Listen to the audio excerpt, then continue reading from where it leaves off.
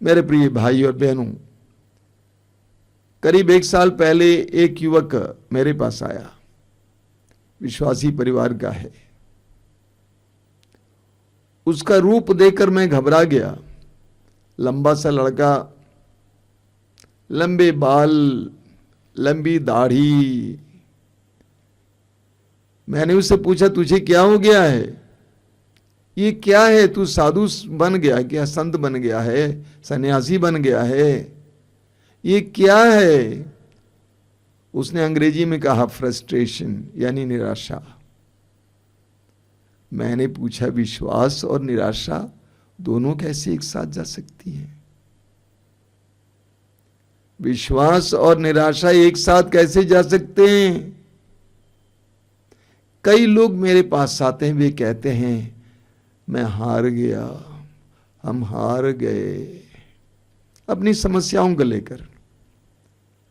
मैं उनसे एक बात कहता हूं, ये कभी नहीं कहना हम हारने वाले नहीं हैं, हम जीतने वाले हैं। क्योंकि हमारे प्रभु हारे नहीं।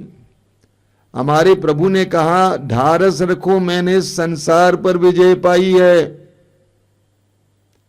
हमारे प्रभु विजयी हैं, मृत्यु को हराने वाले, पाप को हराने वाले, शैतान को हराने वाले। तो आप कैसे हार मान सकते हैं? हमें प्रकाशना ग्रंथ के अध्याय 2 और 3 में बार बार एक शब्द सुनने को मिलता है, विजयी विजयी विजयी। हम पढ़ेंगे प्रकाशना ग्रंथ के अध्याय 2 उसके वाक्य 7 में लिखा हुआ है, जिसके कान हो वो सुन ले कि आत्मा कलीसियाओं से क्या कहता है। मैं विजयी को उस जीवन वृक्ष का फल खिलाऊंगा जो ईश्वर की स्वर्ग वाटिका के बीच है। आत्मा कहता है, मैं विजयी को उस जीवन वृक्ष का फल खिलाऊंगा जो ईश्वर की स्वर्ग वाटिका के बीच है। आगे सुनते जाइए, वाक्य 11 में लिखा हुआ है, जिसके कान वो सुन ले कि आत्मा कलीसियाओं से क्या कहता है। विजयी को द्वितीय मृत्यु से कोई हानि नहीं होगी। विजयी को द्वितीय मृत्यु से कोई हानि नहीं होगी। आगे लिखा हुआ है उसी अध्याय के वाक्य 26 में, जो विजयी होगा, जो अंत तक मेरी इच्छा पूरी करता रहेगा, मैं उसे राष्ट्रों पर वह अधिकार प्रदान करूंगा जिसे मेरे पिता ने मुझे प्रदान किया। प्रभु कहते हैं, जो विजयी होगा, जो अंत तक मेरी इच्छा पूरी करता रहेगा, मैं उसे राष्ट्रों पर वो अधिकार प्रदान करूंगा जिसे मेरे पिता ने मुझे प्रदान किया है। प्रकाशना ग्रंथ अध्याय 3 उसके वाक्य 5 में लिखा हुआ है, विजयी इस प्रकार उजले वस्त्र पहनेगा, मैं जीवन ग्रंथ में से उसका नाम नहीं मिटाऊंगा, बल्कि अपने पिता और उसके स्वर्गदूतों के सामने उससे स्वीकार करूंगा। और एक बार सुना रहा हूं, वचन कहता है, विजयी इस प्रकार उजले वस्त्र पहनेगा, मैं जीवन ग्रंथ में से उसका नाम नहीं मिटाऊंगा, बल्कि अपने पिता और उसके स्वर्गदूतों के सामने स्वीकार करूंगा। ये प्रभु यीशु कहते हैं। आगे वाक्य 21 में लिखा हुआ है, मैं विजयी को अपने साथ उसी तरह अपने सिंहासन पर विराजमान होने का अधिकार दूंगा जिस तरह मैं विजयी होकर अपने पिता के साथ उसके सिंहासन पर विराजमान हूं। और एक बार सुन लीजिए, यीशु कहते हैं, मैं विजयी को अपने साथ उसी तरह अपने सिंहासन पर विराजमान होने का अधिकार दूंगा जिस तरह मैं विजयी होकर अपने पिता के साथ उसके सिंहासन पर विराजमान हूं। कितने सकार संदेश है।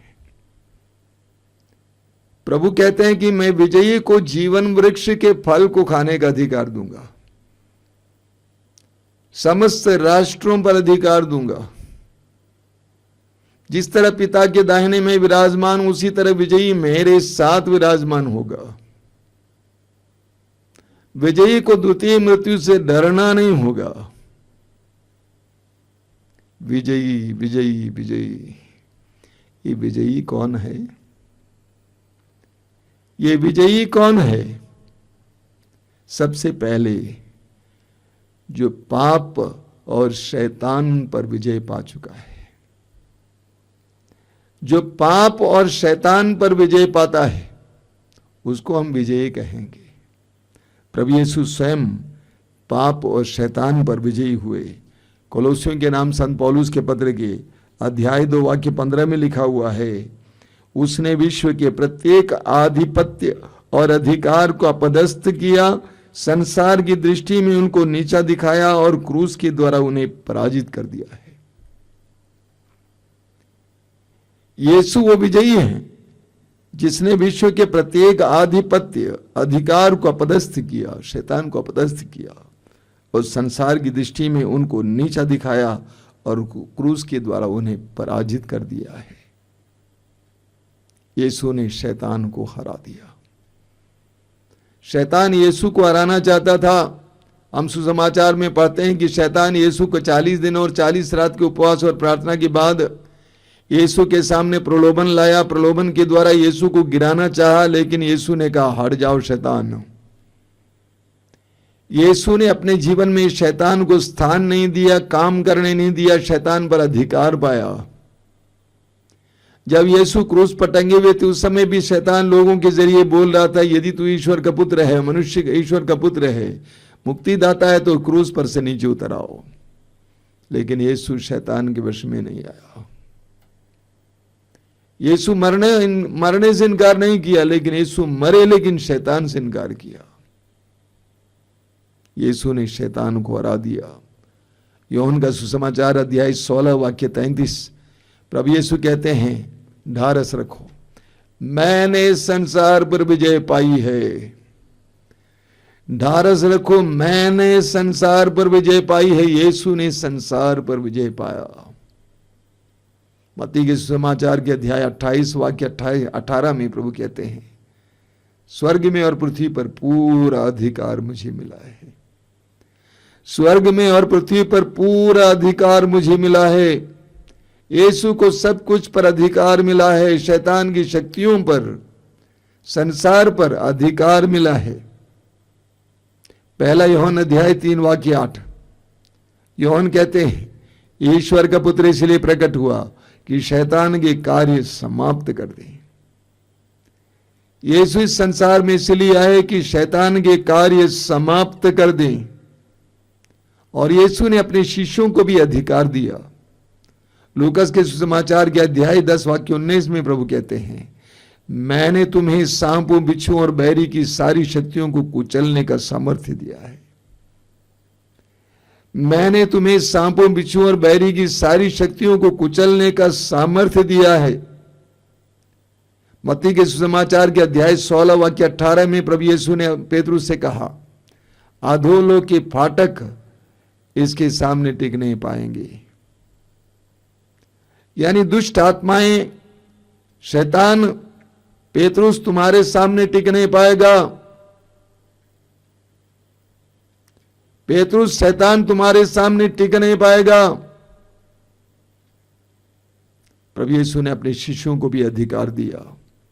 लूकास के सुसमाचार के अध्याय 10 वाक्य 17 में पढ़ते हैं, यीशु ने शिष्यों से कहा, जाओ, रोगियों को चंगा करो, मुर्दों को जिलाओ, अबदूतों को निकालो, कोढ़ियों को शुद्ध करो। वे चारों ओर घूमने के बाद वापस आए, प्रभु का काम करने के बाद वापस आए, सुसमाचार सुनाने के बाद वापस आए। उन्होंने बड़े आनंद से कहा कि प्रभु, आपके नाम के कारण अबदूत भी हमारे अधीन होते हैं। आपके नाम के कारण अबदूत भी हमारे अधीन होते हैं। तो विजयी वो है जिसने पाप और शैतान को हराया है। यीशु ने पाप और शैतान को हराया है। यीशु ने अपने शिष्यों को भी पाप और शैतान को हराने का सामर्थ्य दिया है। वो विजयी है। आप और मैं विजयी बनने के लिए बुलाए गए। हम हारने वाले नहीं हैं। We are not victims. हम विक्टिम नहीं हैं, हम हराने वाले हैं। विजयी कौन है? दूसरी बात, जो संसार पर विजय पाया है। जिसने संसार पर विजय प्राप्त की है। संसार बहुत मोहक है, बहुत आकर्षक है। यहां के चक्का चौंध में यहां तक कि बुद्धिमान लोग भी फंस जाते हैं। संसार के चंगुल में सबको ही फंस जाते हैं। धन आकर्षक है, पद आकर्षक है, अधिकार आकर्षक है, कुर्सी अधिकार आकर्षक है, सेक्स आकर्षक है। इस चक्का चौंध में कौन बचा सकता है अपने आप को? वह विजयी है जो सांसारिक मोह माया से अपने आप को बचाया है। वो विजयी है जो संसार के मोह माया से अपने आप को बचाया है। स्तोत्रकार कहता है स्तोत्र 24 में, स्तोत्र 24 उसके वाक्य 3 और 4 में स्तोत्रकार कहता है, प्रभु के पर्वत पर कौन चढ़ेगा? प्रभु के पर्वत पर कौन चढ़ेगा? उसके मंदिर में कौन रह पाएगा? वही जिसके हाथ निर्दोष और हृदय निर्मल हैं, जिसका मन असार संसार में नहीं रमता। प्रभु के मंदिर में वही जा पाएगा जो जिसका मन असार संसार में नहीं रमता। ये संसार असार है, ये संसार क्षणिक है, इस संसार का कोई ठिकाना नहीं है। संसार का धन, संसार का पद, अधिकार, कौन याद करता है सिकंदर महान को? हाँ, इतिहास का हिस्सा बनकर रह गया है। लेकिन सिकंदर महान भी मरने से पहले अपने सैनिकों से कहा था, मेरे दोनों हाथों को मेरे कफन के बाहर रखना, ताकि सारी दुनिया जाने, सारा संसार जान ले सिकंदर महान खाली हाथ अपना घर वापस गया है। संसार मोहक है, लेकिन जो इस संसार में नहीं रमता, हम लोग संसार में रम जाते हैं, चक्का चौंध में रम जाते हैं। विजयी वो है जिसने संसार पर विजय पाई है। यूहन्ना का पहला पत्र अध्याय 2 वाक्य 15 और 16, यूहन्ना कहते हैं, तुम ना तो संसार से प्यार करोगे ना तो संसार की चीजों से। तुम ना तो संसार से प्यार करोगे ना तो संसार की चीजों से। जो संसार से प्यार करता है उसमें पिता का प्यार नहीं है, पिता का प्रेम नहीं है। यूहन्ना कहते हैं, तुम ना तो संसार से प्यार करोगे न संसार की चीजों से। जो संसार से प्यार करता है उसमें पिता का प्रेम नहीं है। यूहन्ना का पहला पत्र अध्याय 4 वाक्य 4 में यूहन्ना कहते हैं, बच्चों तुम ईश्वर के हो और तुमने उन लोगों पर विजय पाई है, क्योंकि जो तुम में है वो उससे महान है जो संसार में है। यूहन्ना याद दिलाते हैं, बच्चों तुम ईश्वर के हो, तुमने उन लोगों पर विजय पाई है, क्योंकि जो तुम में है वो कौन है? ईश्वर का आत्मा, वो उससे महान है जो संसार में है। सर्वशक्तिमान का आत्मा तुम में है, वो उससे भी महान है जो संसार में है। संसार क्षणिक है, तो विजयी वो है जिसने अपने आप को संसार से अलग रखा है। यूहन्ना के सुसमाचार के अध्याय 15 वाक्य 18 और 19 में प्रभु यीशु कहते हैं, मैंने तुमको संसार से अलग किया है। विजयी वो है जिसने संसार पर विजय प्राप्त की है, जिसने संसार से अपने आप को अलग किया है,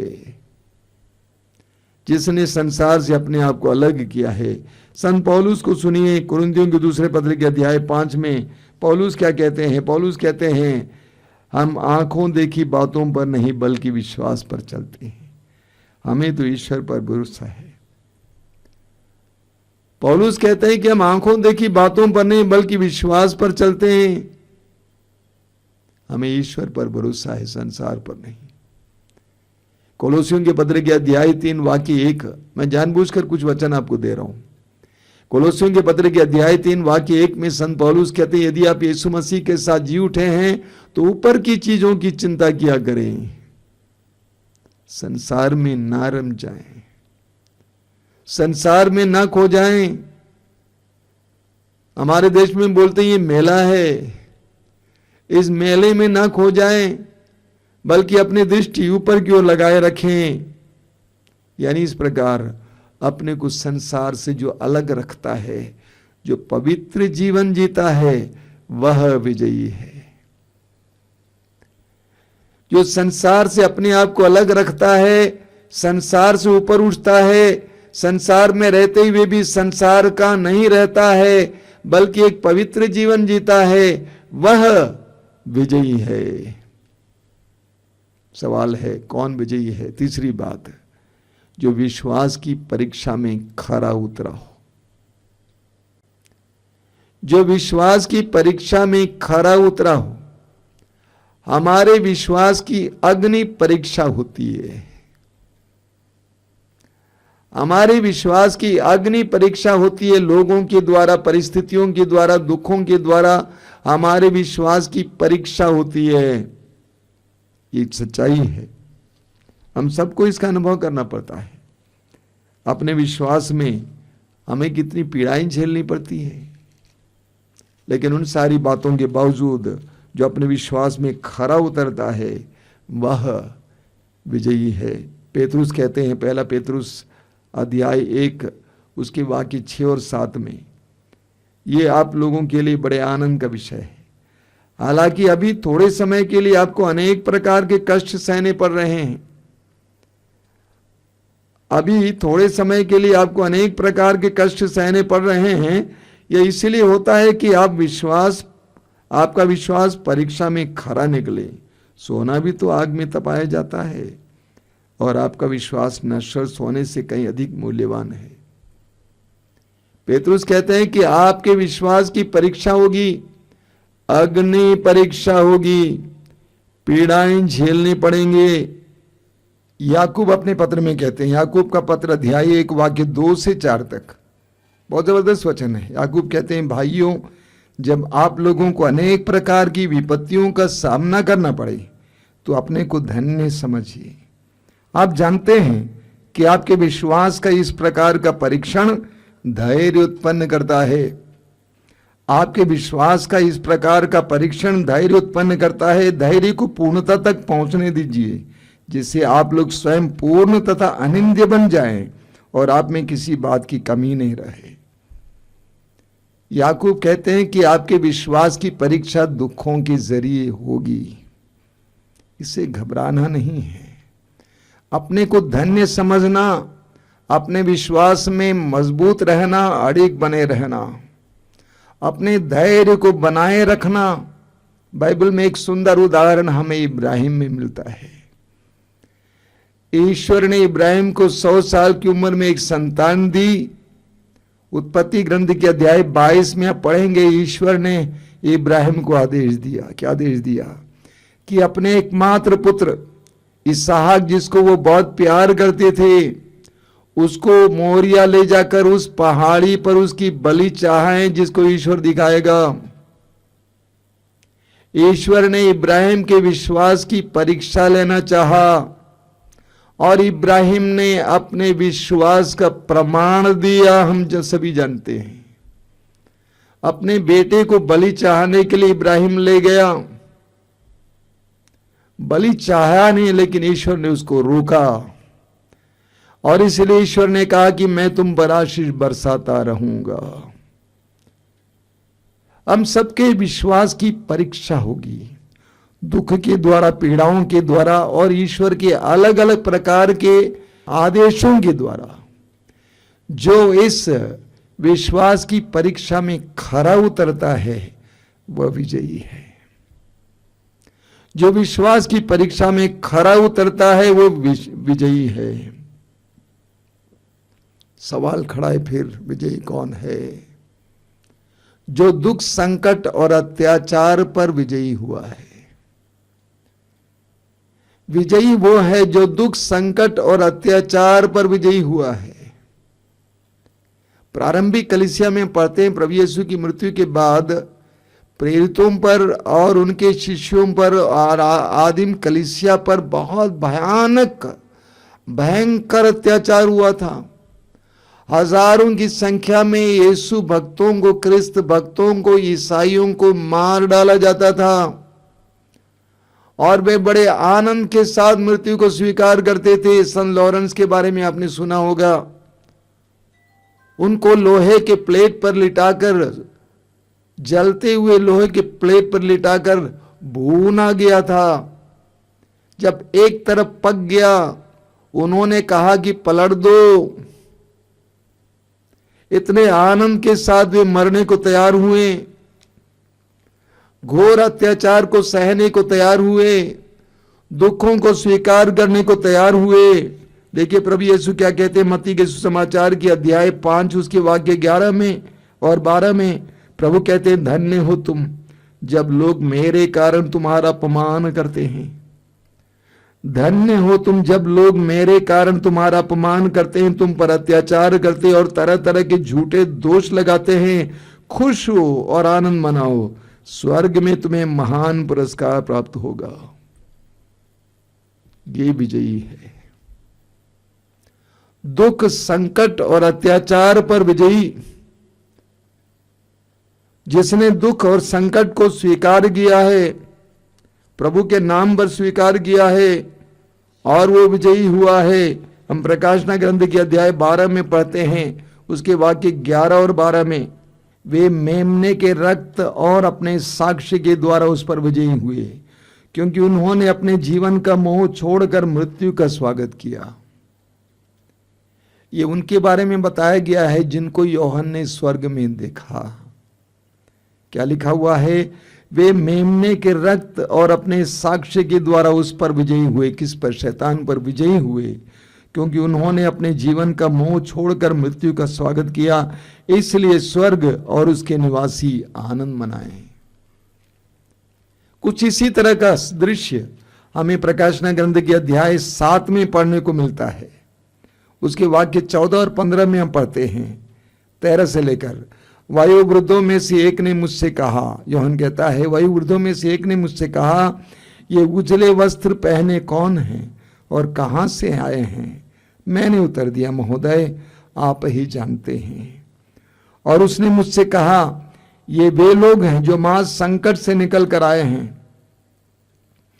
ये वे लोग हैं जो महा संकट से निकल कर आए हैं। इन्होंने मेमने के रक्त में अपने वस्त्र धोकर उजले कर लिए हैं।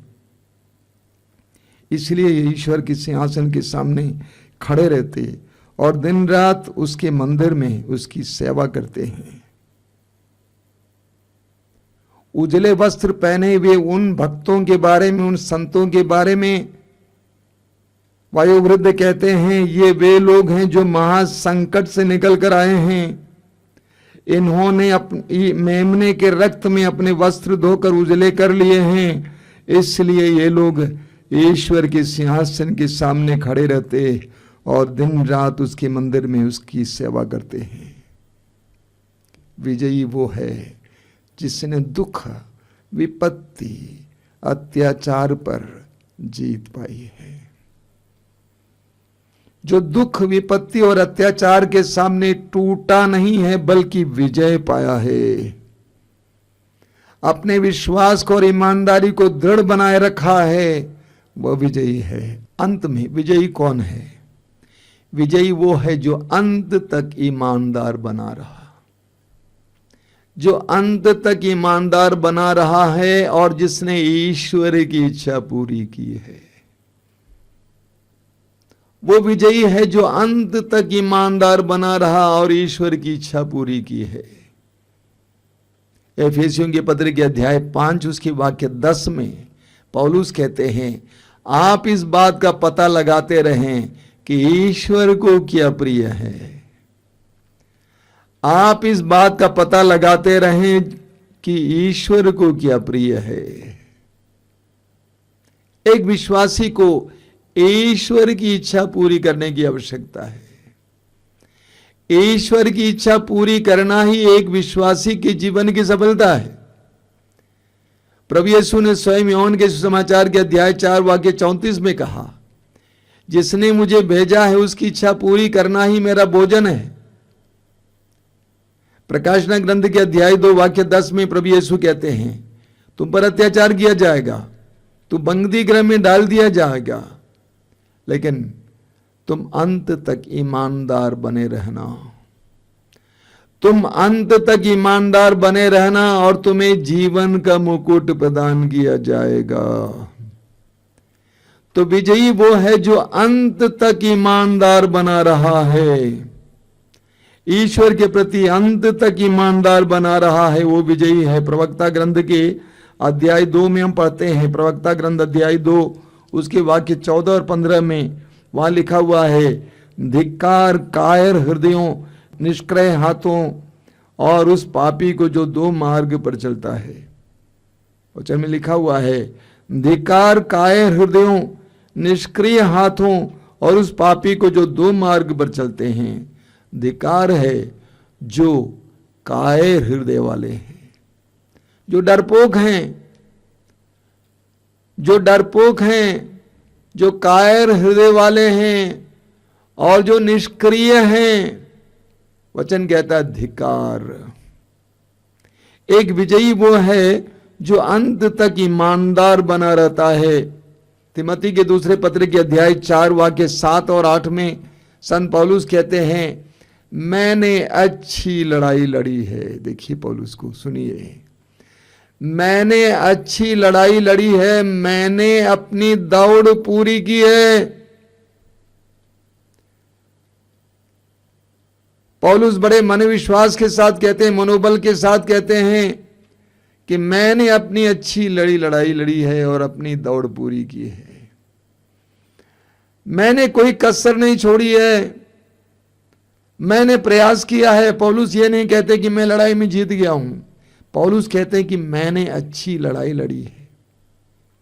मैं कई लोगों के समझाता हूं, देखिए इस जीवन में जीतना जरूरी नहीं है, बल्कि अपनी लड़ाई को बनाए रखना है। शैतान से लड़ाई, पाप से लड़ाई को बनाए रखना है। पौलुस कहते हैं मैंने अच्छी लड़ाई लड़ी है और अपनी दौड़ पूरी की है, अब मुझे उस मुकुट के इंतजार है। एक विश्वासी को अपने जीवन में विजयी बने रहने की आवश्यकता है।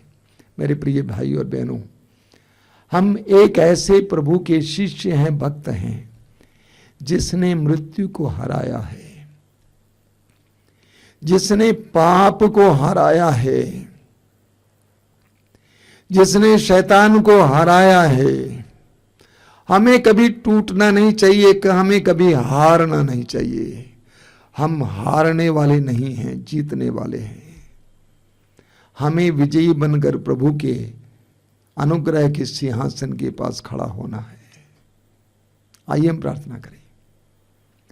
प्रभु यीशु, धन्यवाद देते हैं, तूने हमारे सामने एक बहुत बड़ा उदाहरण पेश किया है। तेरा संपूर्ण जीवन एक विजयी का जीवन था। तेरा जन्म एक गौशाले में हुआ था।